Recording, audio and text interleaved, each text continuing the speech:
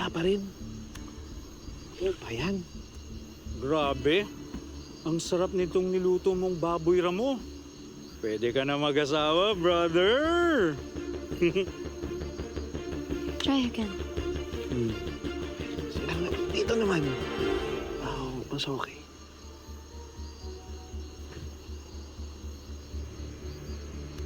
Ayaw talaga, sweetheart eh.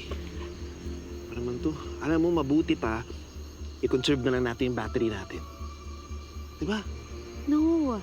We need at least one signal so they can find us.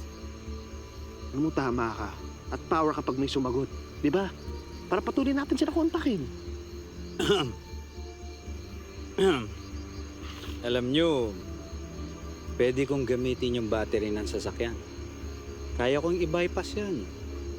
Hindi naman sa pagyayabang. Kung technology ang pinag-uusapan, I'm your guy. O baka masyadong liblib lang talaga tayo dito sa loob ng gubat. Partly. Pero ang malaking problema natin is yung transmitter. At yung antena, tulad niyan. Bali, kahit anong sigaw mo, Sir Mikoy, wala pong makakarinig sa inyo. Hindi ka pa rin namin pinagkakatiwala. Fair. Pero ako gusto ko na makaalis dito. Kayo ba gusto niyo magka-signal? Ha? Help me.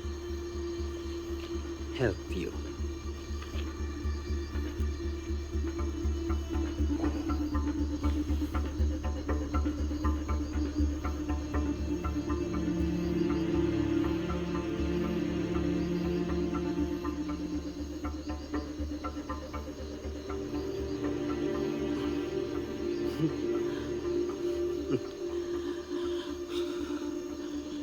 Excuse me, ha? Wait. Can I just say, hindi ako makapag-focus na nandyan yung dalawang mukha nyo. Napapressure ako eh.